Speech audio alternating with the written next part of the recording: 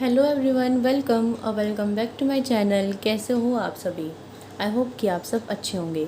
आज की वीडियो होने वाली है आपके लिए काफ़ी इम्पॉर्टेंट, क्योंकि आज हम डिस्कस कर रहे हैं स्टैटिकल फिज़िक्स की यूनिट 1 का एक इम्पॉर्टेंट टॉपिक, जो कि है Boltzmann distribution law for finding the constants.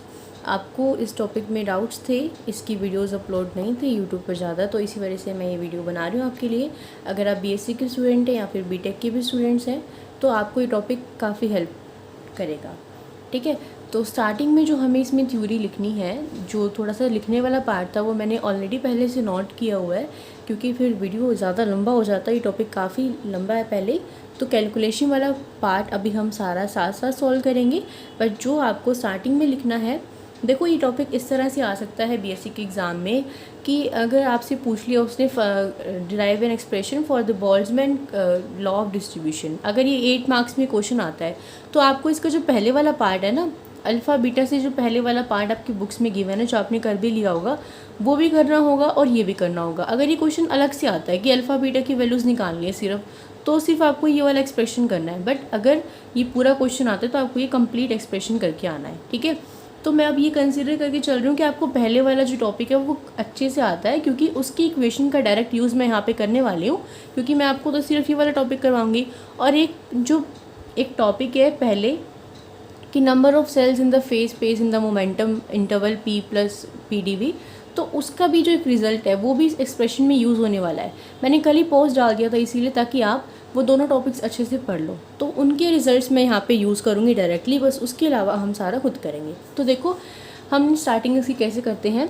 Consider a dynamic but isolated system containing n molecules with volume V distributed in the phase space having k cells. मैंने एक dynamic but एक isolated system ले लिया, उसके अंदर n molecules हैं, उसका volume v है। वो सभी जो आपके पार्टिकल्स होंगे वो रैंडम मोशन में होंगे, कोलाइड कर रहे होंगे एक दूसरे के साथ भी, और जो आपने सिस्टम लिया है उसकी वॉल के साथ भी।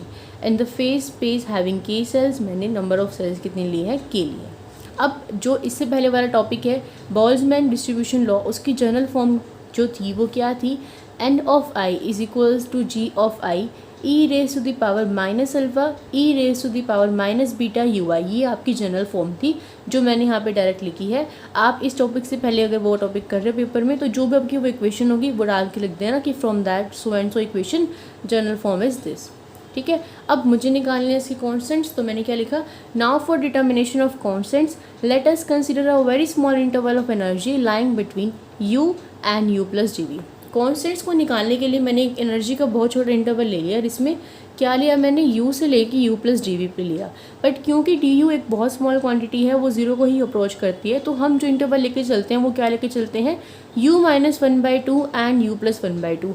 ये सब थ्योरेटिकल पार्ट है, ये इस चीज़ का जो यूज़ है वो एक्सप्रेशन में कहीं भी नहीं है। आपकी बुक में बहुत सारी थ्योरी दे रखी है, आप चाहो तो इसको भी और एक्सटेंड करके लिख सकते हो, मैंने बहुत शॉर्ट में लिखा है। ठीक है, अब अगर NU रिप्रेजेंट करता है number of molecules lying in the energy interval, देखो ये था I नंबर ऑफ़ मॉलिक्यूल्स के लिए, बट क्योंकि मुझे इस एक्सप्रेशन में कितने नंबर ऑफ़ मॉलिक्यूल्स हैं मेरे पास, अगर NU नंबर ऑफ़ मॉलिक्यूल्स हैं, तो ये जो इक्वेशन है वो चेंज हो जाएगी अब U में, और क्या बन जाएगी, NU इक्वल हो जाएगा GU e raise to the power minus alpha e raise to the power minus beta. यहाँ पे आपका UI था, तो इस किस में चेंज हो जाएगा, सिंपली U में चेंज हो जाएगा। मैंने क्या किया, इस इक्वेशन को एनर्जी में चेंज कर दिया। यहाँ पे GU क्या है, GU है आपके number of cells in the phase space. ठीक है, ये तो बात थी कि लास्ट एक्सप्रेशन से हमने जो इक्वेशन उठाई उसका हमने यूज़ कर दिया। अब देखो, अब मैं मान के चलूँगी जो मेरे पास पार्टिकल्स हैं, जो मॉलिक्यूल्स हैं, उनका मास क्या है, m है, और उनकी वेलोसिटी क्या है, v। तो अगर ऐसा है तो मोमेंटम का फॉर्मूला क्या होता है, मास इंटू वेलोसिटी, तो सिंपली v किसके इक्वल हो जाएगा, मास इंटू v के। अब क्योंकि वो पार्टिकल्स मोशन में है तो काइनेटिक एनर्जी होगी, तो काइनेटिक एनर्जी यानी कि u का फॉर्मूला क्या हो जाएगा, हाफ mv²। ये आप सबको पता है कि जब पार्टिकल्स मोशन में होते हैं तो काइनेटिक एनर्जी का फॉर्मूला हम ये यूज़ करते हैं। अब यहाँ पे मुझे इन दोनों के बीच में रिलेशन फाइंड आउट करना था, इस वजह से मैंने क्या किया, इसमें से v की वैल्यू को निकालो, क्या आएगी, p/m, और यहाँ पे अगर मैं पुट कर दूँ v² की जगह, तो क्या हो जाएगा, p/m का स्क्वायर। तो हाफ m p²/m², इसको काट दोगे तो क्या आ जाएगा, p²/2m। तो u की वैल्यू किसके इक्वल आ गई, p²/2m की इक्वल आ गई। ये काम था आपका थ्योरेटिकल। अब सारा काम आ जाएगा आपका लिखने वाला। ठीक है, यानी कि मैथमेटिकल। u की वैल्यू ये आ गई। अब देखो u की वैल्यू किसकी फॉर्म में है, p की फॉर्म में है। तो अगर मैं इस u की वैल्यू को इस इक्वेशन में पुट करूँगी तो ऑब्वियस सी बात है ना, क्योंकि ये इक्वेशन अब तक u में थी और u की वैल्यू p में है, तो ये पूरा इक्वेशन जो पूरा एक्सप्रेशन है वो p में कन्वर्ट हो जाएगा। यानी कि यहाँ पे क्या बन जाएगा, np, यहाँ क्या बन जाएगा, gp। और u की वैल्यू मुझे पुट करना है तो मैं यहाँ पे g के अंदर u की जगह इस u की वैल्यू को पुट कर दूँगी और यहाँ पे भी u की जगह इसकी वैल्यू को पुट कर दूँगी।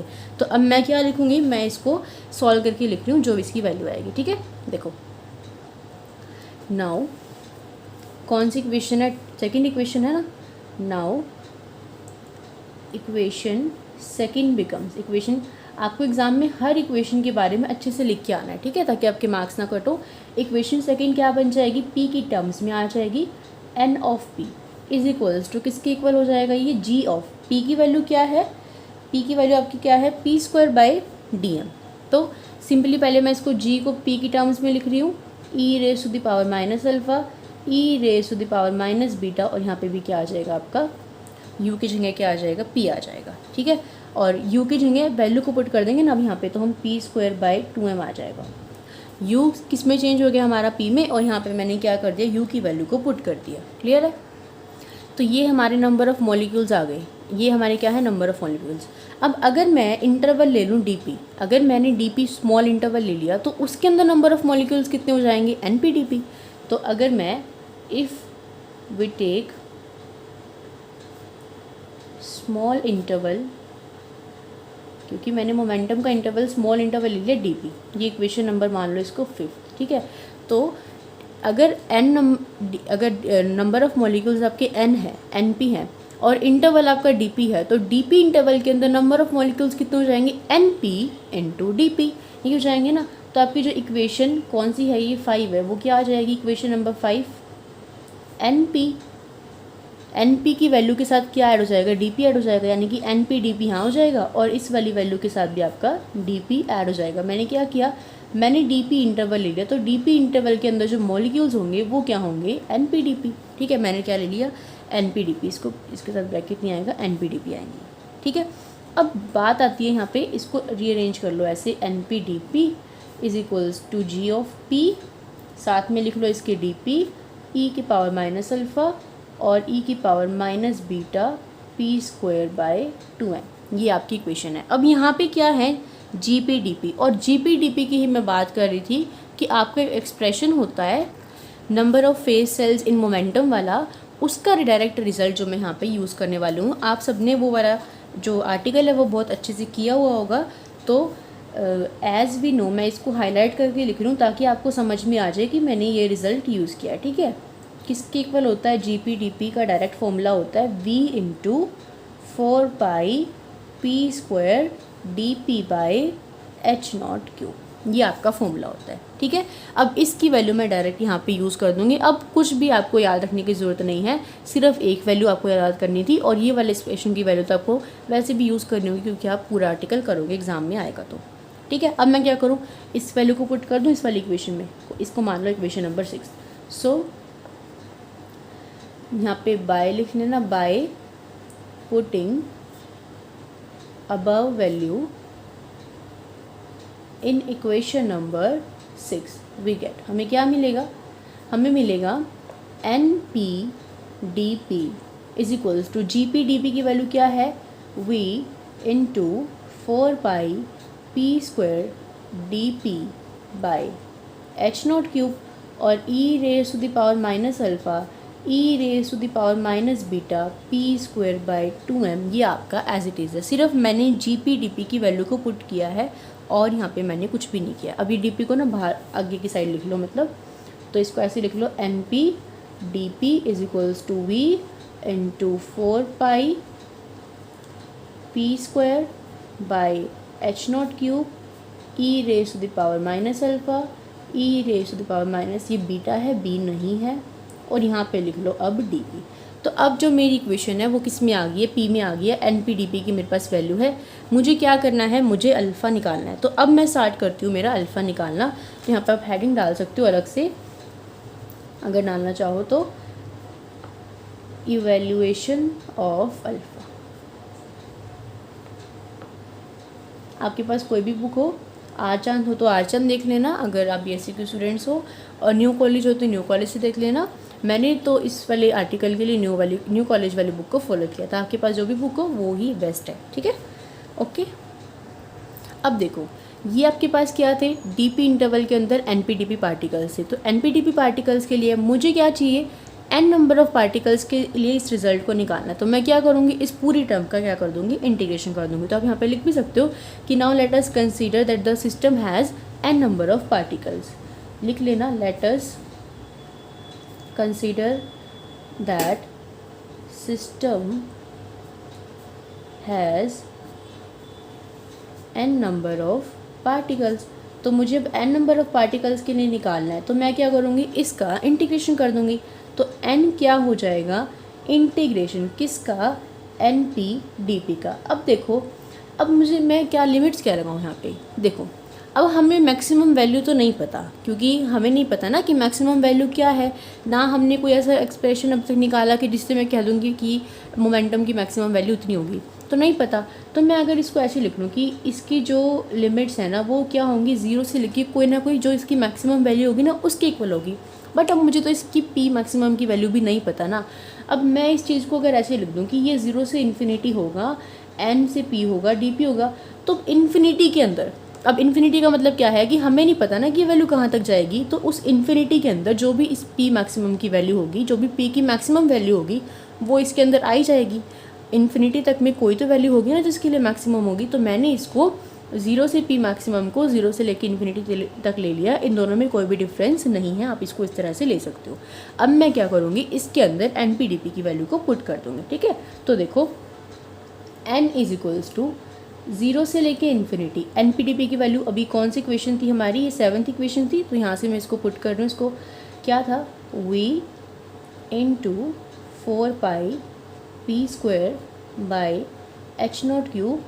देखो वीडियो थोड़ी सी लेंथी ज़रूर हो सकती है क्योंकि आर्टिकल आपका बड़ा है, बट हाँ समझ में आपको आ जाएगा। पूरी कोशिश मैं करूँगी कि आपको समझ में आ जाए, ठीक है। ये मैंने कहाँ से लिखा, फ्रॉम इक्वेशन नंबर 7 से मैंने ये चीज़ लिख दी, ठीक है, ये आ गया। अब हम क्या करेंगे, जो भी हमारी कॉन्स्टेंट टर्म्स हैं उसको तो मैं ले लूँगी बाहर, देखिए, ठीक है। हम कॉन्स्टेंट टर्म्स को क्या ले लेते हैं, बाहर ले लेते हैं। तो देखो इसमें से क्या क्या बाहर ले लिया हमने, 4 को बाहर ले लेते हैं, एक पाई को, एक v हमारा वॉल्यूम है, एक e raise to the power minus alpha जो कि हमें निकालना है, बाई ये एच नॉट क्यूब भी।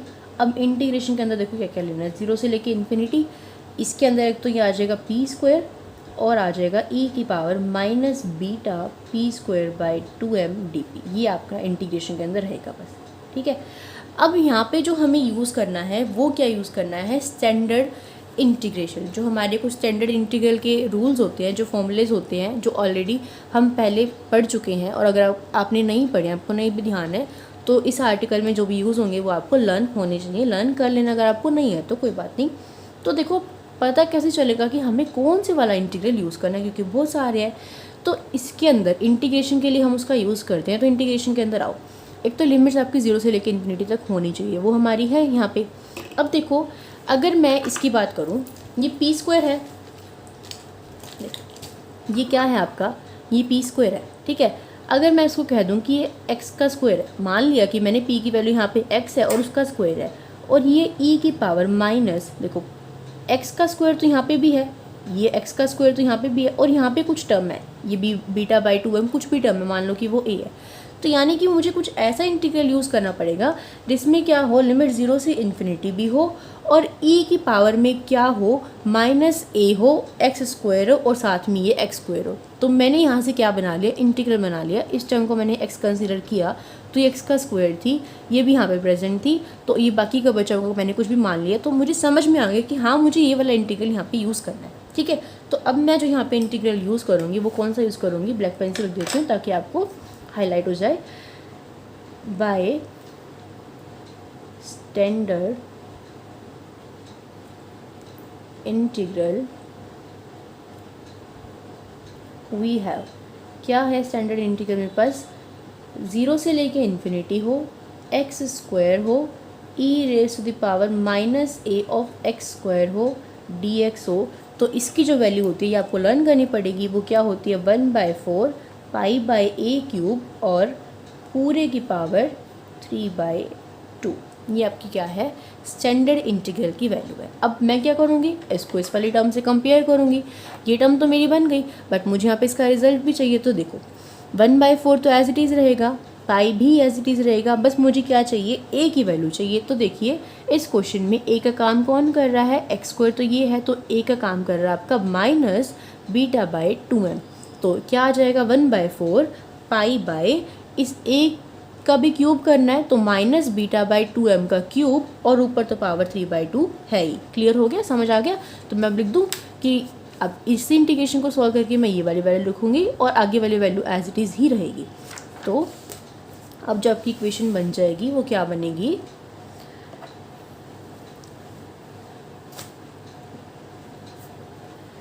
By using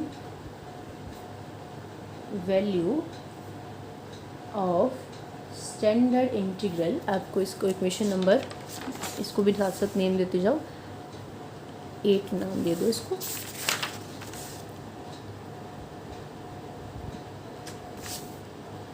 standard integral equation 8 becomes, देखिए क्या बनेगी। अब क्या वैल्यू चल रही थी हमारी, n इज इक्वल्स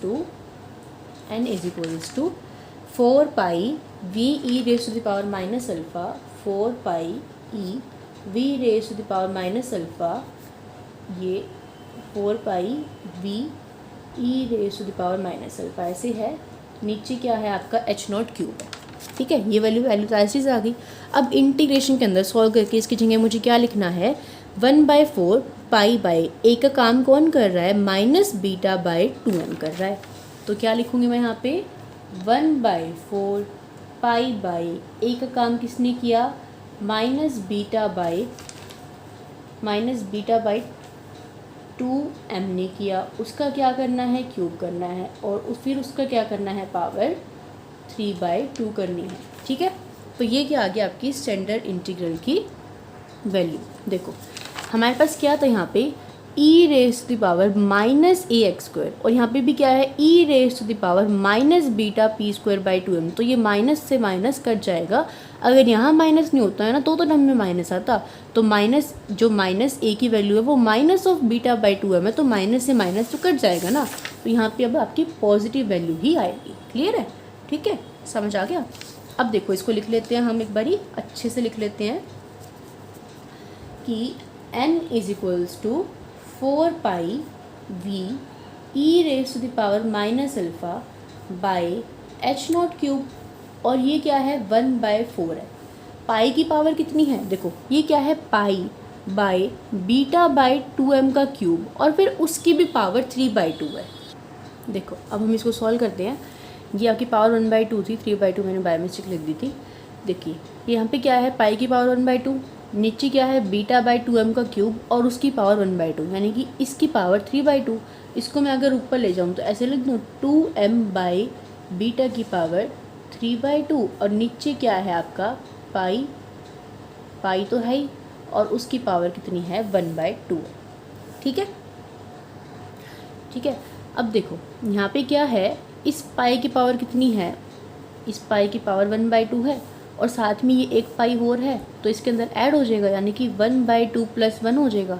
तो मैं इसका एलसीएम लूँगी तो इसकी पावर कितनी बनेगी, 3/2, यानी कि पाई की पावर क्या बन रही है आपकी, 3/2 बन रही है। तो मैं इस पावर को क्या लिखूँगी, पाई की पावर को 3/2। ठीक है, मैंने क्या किया, इन दोनों पावर को ऐड कर दी, यहाँ से इसको हटा दो आप। अब देखो जो कट रहा है ना उसको काट दो, कन्फ्यूजिंग हो जाएगा वरना बहुत सारे टर्म्स हो जाएंगे। तो 4 से 4 भी मैंने कट कर दिया। आपके पास बचेगा क्या, यहाँ पे एक तो v बच रहा है, एक v बच जाएगा और ये टर्म्स बच जाएंगे, तो इनको लिख लो। n is equals to V E raise to the power minus alpha by h0 cube.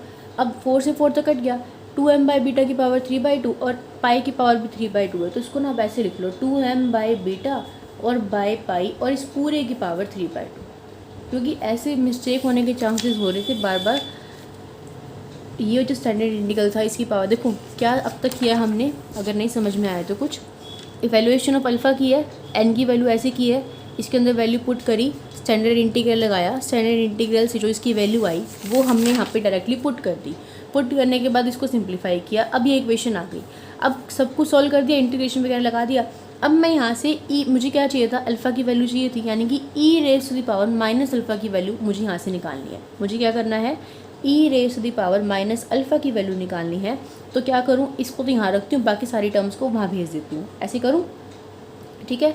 तो देखो एन एच नॉट क्यूब बन जाएगा, ये वी आपका नीचे आ जाएगा, ठीक है। अभी क्या बन रहा है, ये 2m बाई बीटा और नीचे m पाई, यानी कि 2m बाई बीटा पाई यही बन रहा है ना। अब अगर मैं इसको वहाँ भेजूँगी तो ये वहाँ जाने के बाद क्या बन जाएगा आपका, बीटा बाई 2m और नीचे क्या आ जाएगा आपका, पाई आ जाएगा, ठीक है। ऐसे ही बनेगा और उसकी पावर क्या बनेगी, 3/2। तो यहाँ पे आप लिखो कि ये क्या बनेगा आपका, बीटा बाई 2m, यहाँ पे क्या आ जाएगा आपका पाई और उसकी पावर क्या हो जाएगी 3/2, और यहाँ क्या बचेगा, E raise to the power minus alpha बचेगा, ठीक है।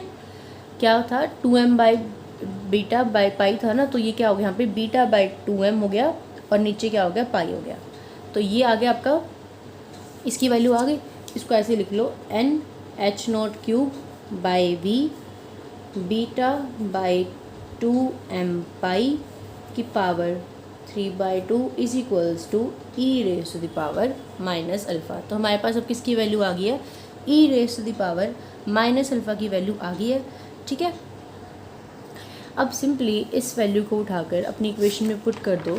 जो आपकी इक्वेशन थी NP-DP वाली, ये वाली NP-DP is equals to this था, इसके अंदर ई की पावर माइनस अल्फ़ा थी। इस इक्वेशन में इस वैल्यू को पुट कर दो। कौन सी इक्वेशन है, इक्वेशन नंबर 7, इसको भी मान लो इक्वेशन नंबर 10, ठीक है।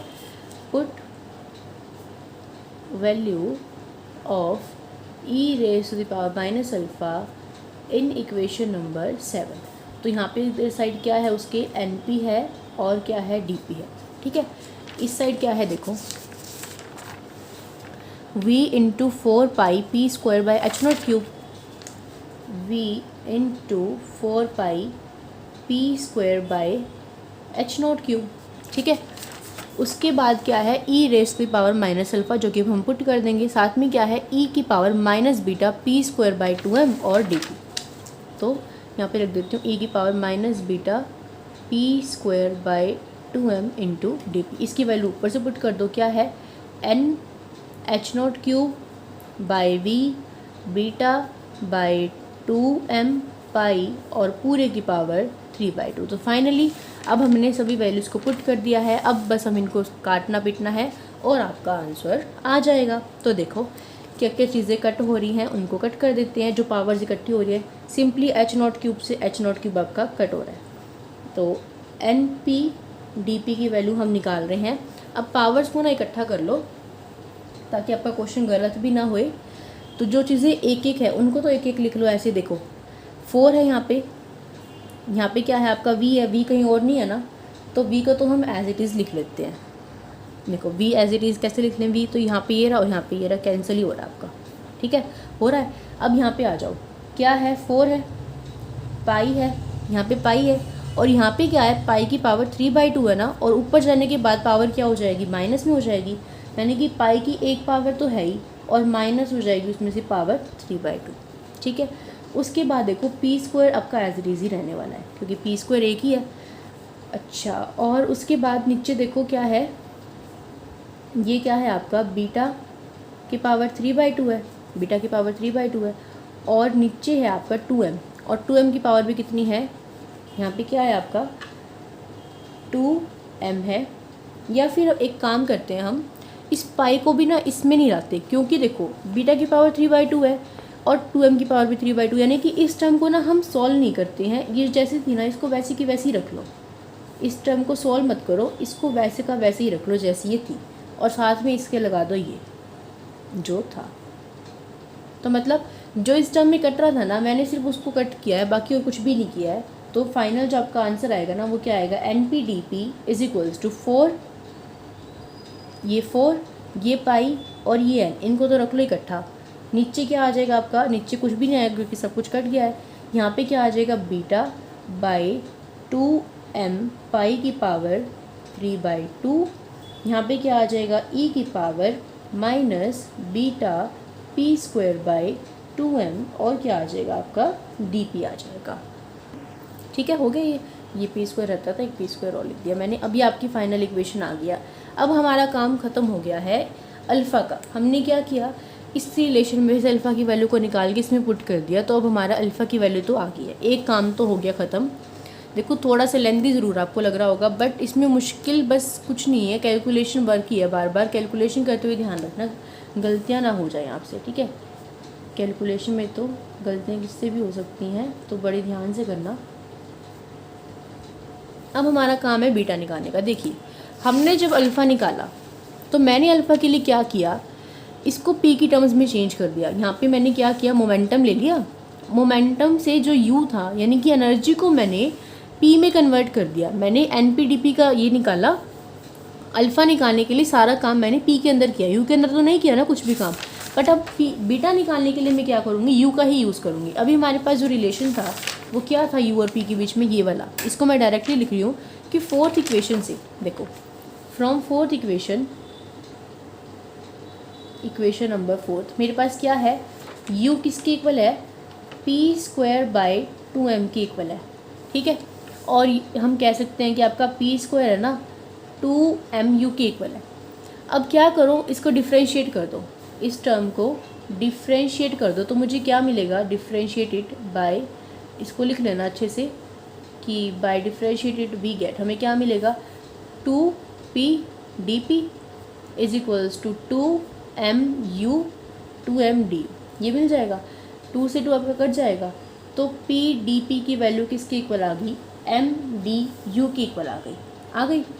यहाँ से dp की वैल्यू निकाल लो, क्या आ जाएगी, mdu बाई पी आ जाएगी। और इसके अंदर p की वैल्यू को फिर पुट कर दो, p स्क्वायर 2mu है तो p क्या होएगा, 2mu का अंडर द रूट होएगा। ठीक है, ये फोर्थ इक्वेशन से आया था, इसको यहाँ पे आपकी इक्वेशन नंबर 12 मान लो और इसको मान लो इक्वेशन नंबर 13। अब मैं क्या करूँगी, क्योंकि अब ये p की वैल्यू u की टर्म्स में है ना, p की वैल्यू u की टर्म्स में और dp की वैल्यू भी u की टर्म्स में। अभी जो ये एक्सप्रेशन निकाला था np dp, ये सब p में था, यहाँ पे भी p था, यहाँ पे भी p था, तो मैं p स्क्वायर और dp की वैल्यू को इस एक्सप्रेशन में पुट कर दूंगी। अब जो मेरा एक्सप्रेशन होगा ना वो किस में बन जाएगा, u में बन जाएगा। पहले u से p में बनाया, बट अब p से किस में बना देंगे, u में बना देंगे। ठीक है, तो करते हैं वैल्यूज़ को पुट। देखो np, ये काम थोड़ा सा ध्यान से करना पड़ेगा, इसमें भी बहुत सिंप्लीफिकेशन करनी है हमें। np dp है 4 पाई है आपका, n है यहाँ पे, फिर उसके बाद p स्क्वायर है, तो p स्क्वायर की वैल्यू क्या पुट करूँगी मैं यहाँ पे, 2mu, देन बीटा है बाय 2m पाई है, उसकी वैल्यू आपकी 3/2 है, then e raise to the power minus beta p square by 2m है, और फिर dp है, तो dp की वैल्यू क्या है, m du बाई 2m का u और उसका अंडर रूट। तो सारी इक्वेशन में अब u आ गया और इक्वेशन में से आपका p हट गया। ठीक है, सारी इक्वेशन u में आ गई। तो जब ये सारी इक्वेशन u में है तो ये वाली इक्वेशन भी आपकी ऑटोमेटिकली u में ही बन जाएगी। इस चीज़ को हम अब किस में लिखेंगे कि ये किसकी वैल्यू है, nu du की वैल्यू। समझाने के लिए मैंने आपको पहले p में लिखा, क्योंकि p के अंदर हमने सारी रिप्लेसमेंट करी, क्योंकि अब राइट हैंड साइड वाला हमारा सारा फंक्शन u का है, तो ये भी आपका किसका फंक्शन बन जाएगा, u का फंक्शन बन जाएगा। अब हम इसमें क्या करना है, इसको सिंप्लीफाई करना है। ये तो एज इट इज़ इक्वेशन उठा के लिखी है, देखो e की power minus beta P square by 2m है, तो इस टर्म को p स्क्वायर बाई 2m को यहाँ से क्या लिख सकती हूँ, u लिख सकती हूँ। और भी बहुत सारे सिम्प्लीफिकेशन हम करते हैं। nu du आपका क्या हो जाएगा, 4 पाई n 2mu beta by 2n है ना, यहाँ पे m है, m की पावर ये आपका m है 3/2 और e की पावर माइनस बीटा, और इसको मैंने क्या पुट कर दिया, u पुट कर दिया, और m du बाई 2mu का अंडर रूट था। अब क्या करो, जितनी भी पावर्स ऊपर नीचे है उन सबको इकट्ठा कर लो। तो देखो nu du 4 है, n है यहाँ पे। ठीक है, अब पावर्स हमें किस किस की इकट्ठी करनी है, तो पाई है, पाई की पावर यहाँ पे तो कितनी है, 1 है ना। यहाँ पे कितनी पावर है पाई की, 1/3, मतलब पाई की पावर नीचे है ना 3/2, तो ऊपर आके क्या बन जाएगी, ये -1 3/2 बन जाएगी। ठीक है, उसके बाद ये 2 है, ये 2 है, ये m है, m की पावर यहाँ तो 1 है और नीचे कितनी है -3/2, तो ये -3/2 बन जाएगी। यहाँ पे देखो पावर कितनी है m की 1 है, नीचे कितनी है 1/2, ऊपर आगे पावर बन जाएगी आपकी -1/2। ठीक है, अब आ जाओ u पे। u की पावर यहाँ पे तो कितनी है 1 ही है, 1 है और नीचे कितनी है -1/2 है। ठीक है, और क्या बच गया आपका, ये वाली m की पावर इंक्लूड कर ली थी ना, हमने कर ली थी, और ये आ गया du। अब नीचे आपका ये 4 है, ये 2 है, यहाँ पे 1/2 की पावर 3/2 है और यहाँ पे ये 1/2 का, ये यानी कि 2 वाली वैल्यूज़ रह गई, बाकी सारी वैल्यूज़ मैंने इकट्ठी कर ली। ये है 1/2 की पावर 3/2 है और नीचे क्या है 1/2, यानी कि इसको मैं ऐड करके ऐसे लिख दूँ 3/2 + 1/2, ये क्या आपकी 2 की पावर्स हैं। इसको हम सॉल्व करते हैं। देखो NU DU किसके इक्वल हो जाएगा आपका, ये n तो आपका एज इट इज़ रहने वाला है। ठीक है, अब करते हैं इसको और सोल्व। देखो हमने यहाँ पे एक तो ये बीटा की पावर 3/2 कहीं नहीं लिया है, बीटा की पावर 3/2 एज इट इज़ ही रहेगा, इसमें कुछ आपने सिंप्लीफिकेशन नहीं करनी है। और ये e की पावर माइनस, क्योंकि ये वाली टर्म आपकी अलग से है तो ये टर्म ऊपर अलग से रहेंगी, बाकी टर्म आ गई। अब देखो ये क्या है, नीचे 2 की पावर 1/2 की पावर 3/2 + 1/2, 3/2 + 1/2 कितना होता है 4/2, और 4/2 2 से 2 कट जाएगा, यानी कि 1/2 का स्क्वायर, यानी कि 1/2 × 2 है ना ये, तो मैं 2 × 2 लिखूँगी और यहाँ पे क्या है 2 × 4, तो 2 × 2 से जब आप इसको कट करोगे तो ऊपर क्या बचेगा 4। देखो मैं आपको पेंसिल से करके दिखा देती हूँ, ये क्या है 1/2 की पावर 4/2 यानी कि 2, यानी कि 1/2 × 2, तो ये टर्म तो नीचे है और ऊपर कितना है 4, ऊपर यहाँ पे क्या है 4 × 2, तो इससे कैंसिल, ऊपर कितना आ जाएगा 2। ठीक है, तो यानी कि इसको सॉल्व करके क्या आ गया आपके पास 2 आ गया, n आ गया। पाई की पावर देखो क्या है 1 - 3/2 है, एलसीएम लोगे कितना आएगा 2, 2 - 3 कितना आएगा -1/2, तो पाई की पावर कितनी बन जाएगी -1/2। इसका काम खत्म हो गया 2 का। अब देखो m की पावर कितनी है 1 - 3/2 + 1 -1/2, ये है।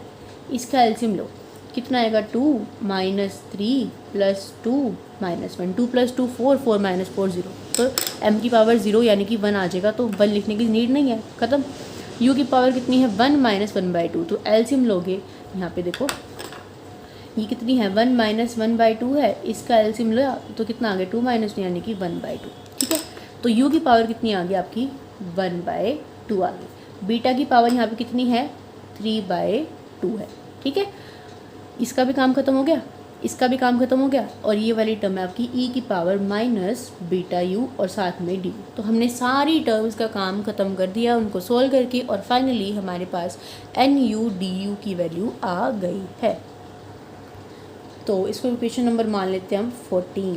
अब हमारे पास NU DU पार्टिकल्स आ गए, जैसे हमने पहले किया था NP/DB की वैल्यू आ गई थी, तो हमने क्या किया था कि हम कंसीडर कर रहे थे कि हमारे पास टोटल नंबर ऑफ़ मॉलिक्यूल्स अब n है, तो वैसे ही सेम यहाँ पे करना है मुझे। अब यहाँ पे u है तो u नंबर ऑफ़ पार्टिकल्स के लिए निकालना होगा, तो मैं क्या करूँगी इंटीग्रेशन कर दूँगी किसका 0 से इन्फिनिटी, कितने मॉलिक्यूल्स का करूँगी देखो यहाँ पर समझना, ये NU DU मॉलिक्यूल्स हैं आपके पार्टिकल्स हैं, तो u के अंदर आपके कितने नंबर ऑफ़ पार्टिकल्स होंगे u × NU DU, इतना ही होंगे ना u के अंदर। इसका टर्म का इंटीग्रेशन करना पड़ेगा मुझे, तो क्या आ जाएगा u = 0 से लेके इन्फिनिटी, u तो एज इट इज़ ही रहने वाला है, और NU DU की वैल्यू पूरी की पूरी यहाँ पे उठा के पुट कर दो, तो क्या है ये 2n पाई की पावर -1/2, u की पावर 1/2, बीटा की पावर 3/2 और e की पावर -βu du। अगेन हम यहाँ पे इंटीग्रेशन अप्लाई करने वाले हैं, तो उसके लिए हम पहले पावर्स को इकट्ठा कर लेते हैं। यहाँ पे u की पावर 1/2 है और यहाँ पे +1 है, तो u की पावर आपकी कितनी बन जाएगी 0 से लेके इन्फिनिटी, u की पावर भी 3/2 हो जाएगी, बीटा की पावर तो 3/2 है ही, पाई की पावर आपकी -1/2 है, और ये 2n है, और ये e की पावर -βu है, और ये आपका du है। क्लियर है इतनी बात। अब इंटीग्रेशन के अंदर हम किस वैल्यू को रखेंगे, क्योंकि एक तो हमें इसका निकालना है, तो इस वाली वैल्यू को और इस वाली वैल्यू को मैं इंटीग्रेशन के अंदर रख रही हूँ, बाकी सम टर्म्स को मैं बाहर ले रही हूँ। बाहर कौन सी टर्म्स ले ली हमने, एक तो ले ली 2, एक ले लिया n, साथ में ले लिया बीटा की पावर 3/2 को, और देखो ये क्या है पाई की पावर -1/2, यहाँ सारी पावर पॉजिटिव है ना, एक ये वाला पावर नेगेटिव है, इसको नीचे ले लो, √π ले लो, अब इंटीग्रेशन के अंदर 0 से लेके इन्फिनिटी को ले, u की पावर 3/2 को लो, देखो ये वाली पावर यहाँ ले ली, ये यहाँ आ गया, ये यहाँ आ गया, ये नीचे आ गया, और साथ में e की पावर माइनस बीटा u और d। क्लियर है। अब क्या बन गया हमारा ये इंटीग्रेशन। तो अब मुझे यहाँ पे भी क्या अप्लाई करना पड़ेगा, स्टैंडर्ड इंटीग्रेशन अप्लाई करना पड़ेगा। देखिए यहाँ पे कौन सा इंटीग्रेशन मैं अप्लाई करने वाली हूँ, इसको मैं दोबारा से ब्लैक पेन से लिखूँगी, स्टैंडर्ड इंटीग्रल बाय भी लिख लेना। आपका स्टैंडर्ड इंटीग्रल कौन सा अप्लाई होने वाला है, यहाँ पे 0 से लेके इन्फिनिटी होने वाला है। ये क्या है, u की पावर 3/2, तो ऐसा इंटीग्रल लेंगे जिसमें x की पावर 3/2 आए, e की पावर माइनस a अल्फ़ा, क्योंकि इसके अंदर कोई वैल्यू आपकी मैच नहीं कर रही है। और ये किसके इक्वल होता है, 3 आपको लर्न करना पड़ेगा 3/4a² और under the root of π/a। ये क्या है आपकी स्टैंडर्ड इंटीग्रल की वैल्यू। ठीक है। अब अगर मैं इसको इससे कंपेयर करूँ तो x का काम तो यहाँ पे किसने कर लिया, u ने कर लिया। मुझे यहाँ पे कौन चाहिए, a चाहिए, तो e की पावर माइनस से माइनस कंपेयर हो जाएगा, a का काम कौन करेगा, आपका बीटा करेगा। तो यहाँ 3/4 बीटा स्क्वायर π/बीटा और उसका अंडर रूट, तो इसकी वैल्यू मतलब इसकी वैल्यू यहाँ पे आ जाएगी और ये वाली टर्म तो एज इट इज़ रहेगी। अब इसको भी नाम दे दो इक्वेशन नंबर 15। ठीक है। तो देखो थोड़ा सा टाइम तो लग रहा है इसमें हमें, बट ये है कि आपका ये टॉपिक बड़ा अच्छे से क्लियर हो जाएगा।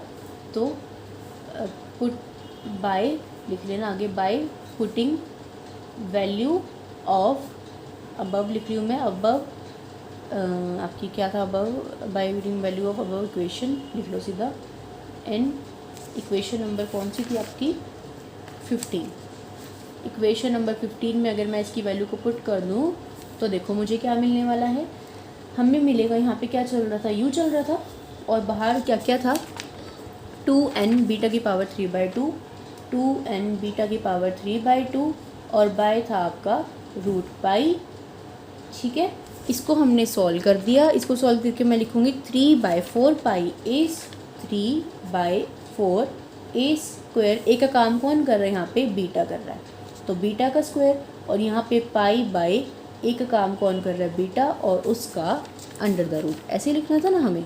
ठीक है। अब हमने इसको ऐसे लिख दिया, तो हमारी इक्वेशन में क्या आ गया, बीटा बीटा हमें दिखाई दे रहा है। तो हाँ हम अब हमें उम्मीद हो जाए कि हाँ हम ठीक कर रहे हैं और हमारा आंसर भी यहाँ से फाइनली आने वाला है। तो अब इस इन पावर्स को इकट्ठा कर लूँ थोड़ा सा सिंप्लीफाई करने के लिए। तो ये किसकी इक्वल हो जाएगा, देखो इस 2 से ये इसको कट कर दूँ तो कितना आ जाएगा, 3/2 आ जाएगा। यहाँ पे बीटा की पावर कितनी है, 3/2 है, और ये कितनी है 2, तो ऊपर जाके -2, ये पावर 1/2 है तो ऊपर जाके -1/2 हो जाएगी।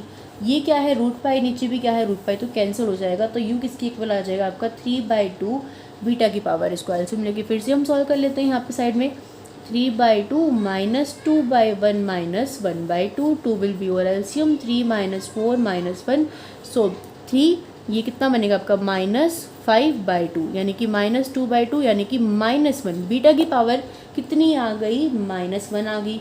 तो मैं लिख दूँ कि u किसके इक्वल आ गया, 3/2 बीटा की इक्वल आ गया। तो फाइनली u तो मेरा आ गया है। बस अब हमें यहाँ पे एक स्टेप और करना है। क्या करना है, आप लिखोगे कि एज वी नो, क्या लिखोगे यहाँ पे, एज वी नो कि आपकी जो आइडियल गैस के लिए काइनेटिक एनर्जी होती है वो कितनी होती है, as we know kinetic energy for ideal gas is equals to 3/2 kT। ये कितने मॉलिक्यूल्स के लिए होती है, एक मॉलिक्यूल्स के लिए होती है, बट मेरे क्वेश्चन में n मॉलिक्यूल्स एंड, बट यहाँ पे लिखोगे but we have n number of molecules, so हमारे पास क्या होगा, वी हैव 3/2 kTn। हमारी जो एनर्जी होगी वो इसकी इक्वल हो जाएगी। सो वी हैव, लिख लेना कि एनर्जी की वैल्यू है, मैंने थोड़ा जल्दी जल्दी में ऐसे लिख दिया, आप लिख। इक्वेशन नंबर 16 में हम इसकी वैल्यू को पुट कर देते हैं, तो क्या बन जाएगा 3/2 kTn किसके इक्वल हो गया आपका, 3/2 बीटा के इक्वल हो गया। यहाँ 3 से 3 कट हो गया, 2 से 2 कट हो गया, तो 1/बीटा की वैल्यू किसकी इक्वल आ रही है, kTn की इक्वल आ रही है।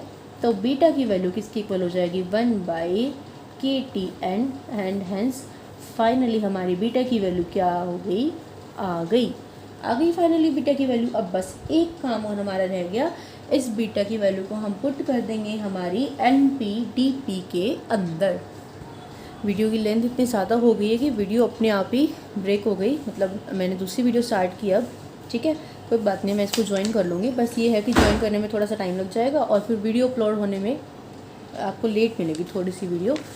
तो अब इसको पुट कर लेते हैं हम फटाफट से 11th इक्वेशन में। 11th इक्वेशन में था ना आपका NP/DP, तो लिख लेते हैं by putting value of beta in equation number 11 we gate, हमें क्या मिलेगा, NP/DP इक्वल होगा किसके, 4 पाई, क्या है आपका NP² है, बीटा है बाई 2m पाई है, तो बीटा की वैल्यू क्या है 1/KTN है ना, और नीचे क्या है 2m पाई है, तो ये 2m pi as it is रहने वाला है, और इसकी पावर कितनी है 3/2 है, ठीक है। उसके बाद इसकी पावर 3/2 है, e की पावर माइनस क्या है, देखो e की पावर माइनस बीटा है ना, बीटा की जगह क्या पुट कर दूँ 1/KTN, और साथ में क्या है P²/2m, ठीक है, और साथ में आपका DP। तो ये क्या आ गई आपकी अब फाइनली इक्वेशन आ गई, इसको आप लिख सकते हो, which is the known as Maxwell Boltzmann law of distribution of moments. तो ये आपके पे डिपेंड करता है, आप लिखना चाहो तो लिख लेना। अब मैं नहीं लिख रही हूँ इस लाइन को, बस देखो बिल्कुल 2 मिनट की वीडियो पे आके आपकी वीडियो एंड होगी, और मुझे सिर्फ इस 2 मिनट की वीडियो के लिए पूरी वीडियो को ज्वाइन करना पड़ेगा, और जो कि काफ़ी टाइम लग जाएगा, तो वीडियो लेट मिलेगा। कोई बात नहीं, आई होप कि आपको ये समझ में आ गया। और टॉपिक जो मेरी कोशिश थी वो यही थी कि आपको मैं ये टॉपिक बहुत ईजी लैंग्वेज में बहुत अच्छे से समझा सकूं, एंड आई होप कि आपको समझ में आ गया हो। प्लीज़ आपसे एक रिक्वेस्ट है, बहुत मेहनत लगी है वीडियो बनाने में, टाइम भी पूरा लग गया है। अगर आपको टॉपिक समझ में आ गया हो तो प्लीज़ मेरे को बता देना, ताकि मुझे कोई तसल्ली हो जाए, और वीडियो को एक लाइक कर देना, बस इतना सा काम कर देना, और कुछ नहीं चाहिए मुझे आपसे। तो फिर मिलते हैं नेक्स्ट वीडियो में। अगर आपको इसी तरह से कोई और टॉपिक समझना हो जो कि इम्पॉर्टेंट हो, मुझे बता देना, मैं कोशिश करूँगी इस पर वीडियो बनाने की। तो bye bye, take care, all the best for your exams.